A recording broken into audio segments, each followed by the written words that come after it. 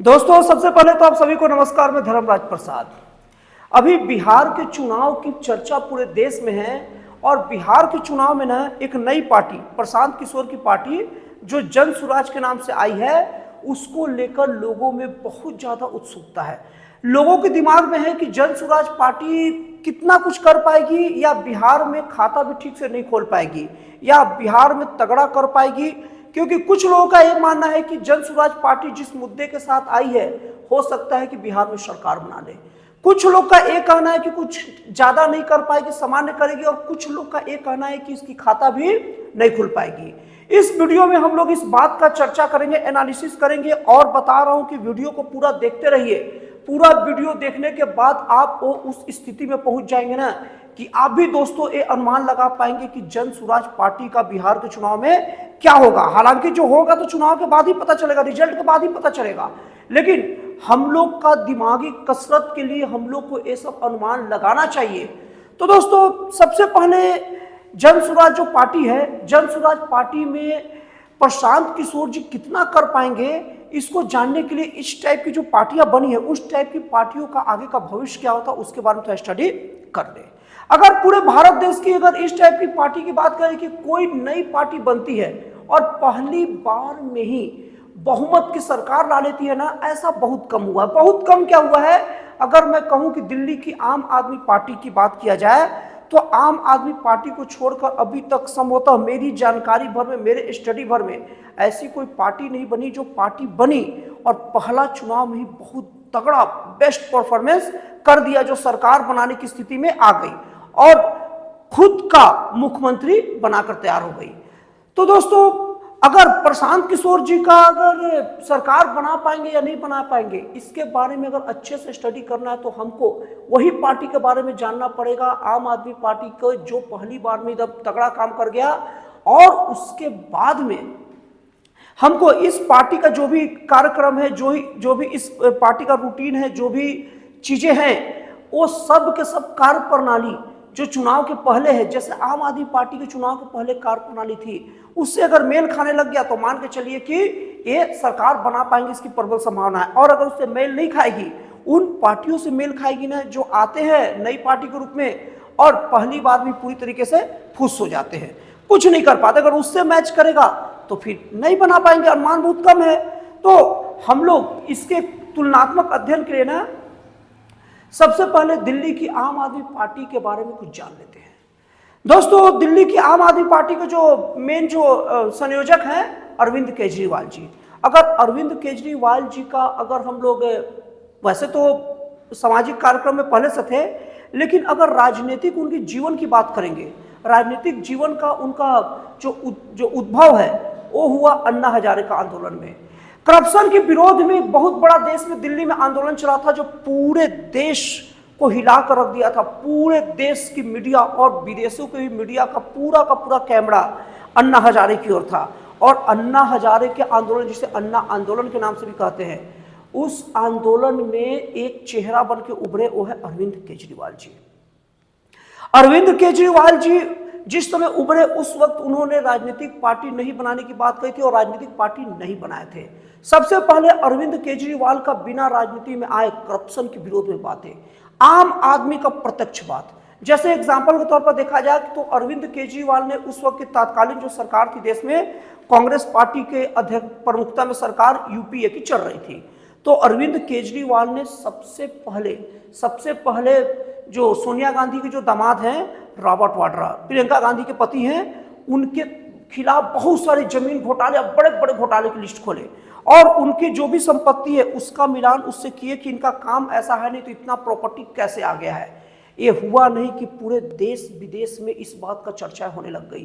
देश का युवा महिला और देश का प्राय हर नागरिक, हर मतदाता ये पूछने लग गया कि आपके पास इतनी अकूत संपत्ति आई कहां से। और इसके बाद में केजरीवाल यहीं तक नहीं रुके, केजरीवाल प्रत्यक्ष तौर पर बिना सरकार में रहे। ये तब की बात बता रहा हूं जब केजरीवाल ने पार्टी भी नहीं बनाई थी।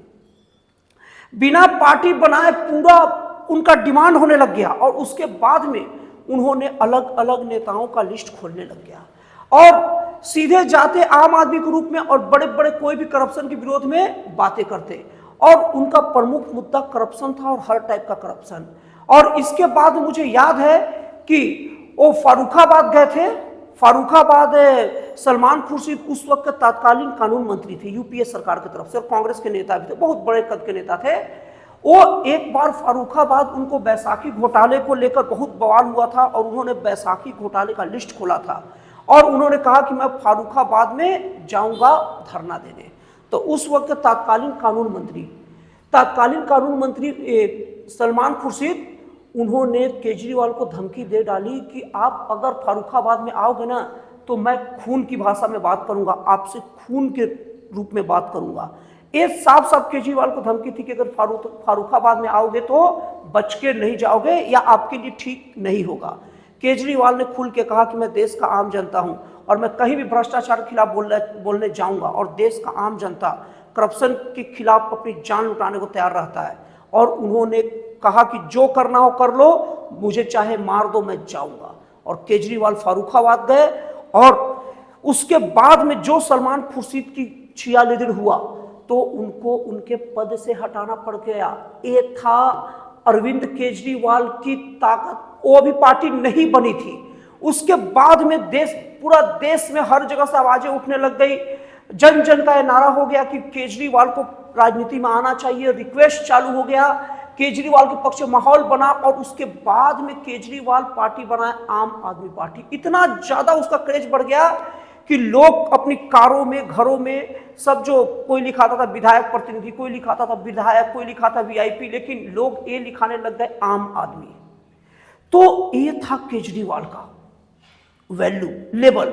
और केजरीवाल हालांकि फिर उसके बाद राजनीति में आया और उसके बाद खुद करप्शन के बहुत सारे चार्ज में फंस गए। और अभी केजरीवाल एक समय में करप्शन के विरोध में जाने जाते थे, आज से लगभग 11 साल पहले, 2013-14 के आसपास, 11-12 साल पहले। लेकिन अब वो ऐसी स्थिति हो गई, लोग बदलते रहते हैं, अब वो करप्शन के लिए जाने लग गए। शराब घोटाला हो, चाहे बहुत सारा चीज हो, शिक्षा घोटाला हो, सब चीज के लिए उन पर बहुत सारे चार्जेस चल रहे हैं। और केजरीवाल का वो बात याद आता है जो इस टॉपिक से रिलेटेड नहीं, फिर बता दे रहा हूं कि एक कुर्सी के अंदर ना, एक कुर्सी के अंदर कोई दिक्कत है, जो बैठता है करप्ट हो जाता है। और सचमुच केजरीवाल इतना सही थे, करप्ट हो गए।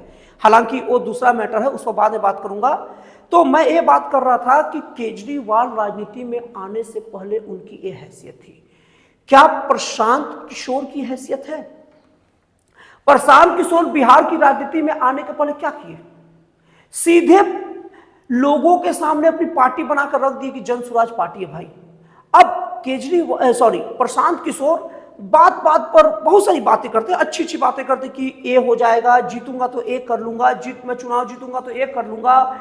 ये वो बहुत सारी प्रशांत किशोर बातें करते हैं, अति तक बात करते हैं और सारी बातें जन कल्याण से संबंधित है। लेकिन अब मैं उन पार्टियों के बारे में बता रहा हूं ना जो राजनीति में पहली बार आए लेकिन फेल हो गए। अब वो पार्टी के बाद, जैसे कि साउथ इंडिया में चिरंजीवी जो एक स्टार है, सुपर स्टार है, चिरंजीवी की प्रजा राजम नाम की पार्टी बनाई थी। चिरंजीवी ने प्रजा राजम, तो वो पार्टी में भी उन्होंने बड़ी अच्छी अच्छी बातें की थी। लेकिन चिरंजीवी कोई एक्टिवली जनता के बीच में भी नहीं गए, उनके मुद्दों को भी टच नहीं किए। मुद्दों को टच करने के नाम पर केवल बातें किए, तो उनकी पार्टी गंदे तरीके से हार गई। और ऐसे देश में हमेशा सैकड़ों की संख्या में पार्टियां बनते रहती है, लेकिन वो बातें अच्छी अच्छी करती है, जनता के लिए बात करती है, लेकिन करती नहीं है। और केजरीवाल की पार्टी सबसे अलग ये थी कि चुनाव में आने, पार्टी बनने से पहले इतना कुछ कर दिया था। तो प्रशांत किशोर जो हैं वो भी उन लोगों से मैच करते जो कोई काम नहीं करते, बस वादे देते हैं, लिस्ट देते हैं कि जीतूंगा तो ये करूंगा। प्रशांत किशोर ने क्या किया? प्रशांत किशोर एक भी जनता के मुद्दे को लेकर प्रखरता सामने आए। प्रशांत किशोर केवल भाषणबाजी किए। और आज के समय में जनता करप्शन से बहुत ज्यादा चिढ़ती है, लेकिन अभी प्रशांत किशोर जी रही सही कसर इस आधार पर कर दिए कि राघोपुर सीट जो कि तेजस्वी यादव का चुनाव का विधानसभा सीट है, उसके विरोध में चुनाव लड़ने वाले थे, वो नहीं लड़े। अगर बस नहीं लड़ते तो बात होता कि व्यस्त रहेंगे, सब जो घूमना फिरना रहेगा, इसलिए चुनाव नहीं लड़ेंगे। लेकिन ये कहते हुए नहीं लड़े कि मैं तेजस्वी यादव की सीट से नहीं लड़ूंगा। वहां चंचला नाम की किसी महिला या लड़की को चुनाव में उतारे हैं। तो एक तो इनडायरेक्टली मैसेज भी दे दिए अभी से ही कि मैं आरजेडी के साथ में हूं, राष्ट्रीय जनता दल मतलब लालू यादव की पार्टी के साथ में हूं। तो ये कहीं ना कहीं उनको ये राजनीतिक खींचातानी में फंसा के रख दिया। अभी प्रशांत किशोर के सामने बहुत सारे मुद्दे थे। मैंने कई प्रशांत किशोर के जो मतलब जो विधायक हैं या जो विधानसभा के उम्मीदवार हैं उनके पास मैंने अलग अलग सोशल मीडिया के माध्यम से बोला भी कि सर आपके पास इतने सारे मुद्दे हैं। मैं कई मुद्दा उनको गिनाया, वहां की चोरी का मुद्दा और वहां करप्शन का मुद्दा, जो वहां पर बिहार में अभी जैसे कि राशन जो दिया जाता है, जो हर महीने जो दिया जाता है एपीएल वाले को, बीपीएल वाले को, तो वो राशन में क्या रहता है कि उन लोग पूरा मतलब लोगों का अनाज नहीं देते, उनमें कुछ रख लेते हैं। ये वाला मुद्दा उनको उठाना चाहिए। और तो और बिहार में बहुत प्रकार के भी घोटाले और गड़बड़ियां चल रही है। बिहार में चोरी का मामला बहुत तगड़े तरीके से चल रहा है और बिहार में कई कानून व्यवस्था को लेकर दिक्कत भी है। ये सब मुद्दा को प्रशांत किशोर जी को प्रखरता से उठाना चाहिए, लेकिन प्रशांत किशोर वो मुद्दे नहीं उठाए जो मुद्दे पार्टी जीतने वाले केजरीवाल, अरविंद केजरीवाल ने चुनाव में आने से पहले उठाए थे। तो जाहिर सी बात है उनका एक भी ऐसा चीज नहीं दिखता ना जो एक जीतने वाली पार्टी, आम आदमी पार्टी जो पहली बार में आकर तहलका मचा दी, उसे मिलता हो। अब प्रशांत किशोर कर क्या रहे हैं सुन लीजिए। प्रशांत किशोर आते हैं, धरना देते हैं और लोगों इकट्ठा करते हैं। तो धरना देने और लोग इकट्ठा करने में आप क्या कर लोगे? आरजेडी बहुत लोग इकट्ठा कर लिया है, बीजेपी बहुत लोग इकट्ठा की रही है, उसके बाद जदयू बहुत लोग इकट्ठा कर लेते हो, आपसे ज्यादा लोग इकट्ठा कर लेते हैं। आप उस तरीके से नहीं जीत सकते। अगर आपको कोई चुनाव जीतना है या कोई भी युद्ध जीतना है तो सामने वाला जिस तरीके से लड़ता है डिट्टो वही तरीके से आप लड़ोगे तो वो उसमें माहिर है और उसके पास दल बल भी ज्यादा है, तो आप नहीं जीत पाओगे। आपके पास कोई ऐसा शॉर्टकट रोड होना चाहिए ना जो वो नहीं कर रहा है या वो कर ही नहीं सकता।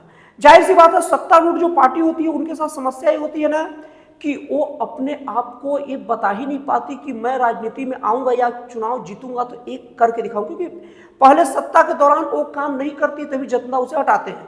लेकिन नई पार्टी के साथ एक प्लस पॉइंट रहता है ना कि वो खुल के वो बड़ी बड़ी बातें जनता को बता सकता है और चुनाव में आने से पहले बहुत सारे काम भी कर सकता है, क्योंकि उसके ऊपर कोई दाग नहीं जाता और कोई अभी तक कोई काम नहीं जाता तो जनता उन पर विश्वास करती है। लेकिन ये पूरी तरीके से रैली करना वो कोई बड़ी बात नहीं। रैली करने से जनता को क्या फायदा होगा भैया? मुझे समझ में नहीं आता कि लोग रैली क्यों करते हैं, राजनीतिक पार्टियां, और राजनीतिक पार्टियों को रैली से ज्यादा कोई फायदा नहीं होता। ज्यादा फायदा तो केवल जनता की मुद्दे की बात करने से होता है, जो अरविंद केजरीवाल ने करके दिखा दिया। हर तरीके से महिलाओं का मुद्दा हो, चाहे किसी भी तरीके से फ्री राशन देना हो, फ्री बिजली हो, फ्री पानी हो, ये सब जनता का डायरेक्ट मुद्दा है और आने से पहले कई काम भी करके दिखाए हैं। तो दोस्तों इस तरीके से अगर मैं कंपेयर करके आप लोग को बताऊं तो प्रशांत किशोर जी का जन स्वराज पार्टी किसी भी एंगल से उस आम आदमी पार्टी से मैच नहीं कर सकता, उस केजरीवाल से मैच नहीं कर रहा है जो जीतने वाली एक पार्टी है। इनकी सारी योजना, सारी चीज उन पार्टियों से मैच कर रही है जो आते के साथ ही पहली बार में एकदम क्लीन बोल्ड हो जाती है। और मैं प्रबल से प्रबलतम संभावना जता रहा हूं, प्रबल से प्रबलतम संभावना कि प्रशांत किशोर जी की जन स्वराज पार्टी को बिहार में 1, 2 या 0 सीट मिले, इससे ज्यादा की संभावना नहीं है। दोस्तों आपको एनालिसिस कैसा लगा प्लीज कमेंट करके बताइएगा, और आपको अगर इस एनालिसिस में कुछ आगे पीछे लगे तो प्लीज मुझे कमेंट करिएगा। यकीन मानिए मैं आपसे वादा कर रहा हूं, प्रॉमिस कर रहा हूं, अगर आपका कमेंट एक ढंग का लगा, बेसर पैर का नहीं, आप बीजेपी वाले बन के कमेंट मत करिए, आप आरजेडी वाले बन के कमेंट मत करिए, आप कांग्रेसी बन के कमेंट मत करिए, आप मेरे को एक बुद्धिजीवी बन के कमेंट करिए कि हाँ सर ऐसी ऐसी बात है, मेरा ये विचार है। मैं आपको बता रहा हूं, मैं आपको रिस्पेक्टेड सर कह के संबोधित करूंगा और आपकी बातों का जवाब कमेंट में तो दूंगा ही दूंगा। अगला वीडियो में आपका एक सुंदर और रिस्पेक्टेड कमेंट का स्क्रीनशॉट दिखाकर आपको लोगों को बताऊंगा भी कि ऐसे ऐसे बुद्धिजीवी लोग हमारे पास हैं। तो दोस्तों अगर आपको वीडियो पसंद आया तो प्लीज लाइक शेयर सब्सक्राइब कर दीजिए, और आप लोग सबका कर दीजिए तो मेरा भी कर दीजिए। तो फिर मिलते हैं अगले वीडियो में एक नए, एक जन कल्याणकारी और एक राष्ट्रवाद से प्रेरित नए विचारों के साथ।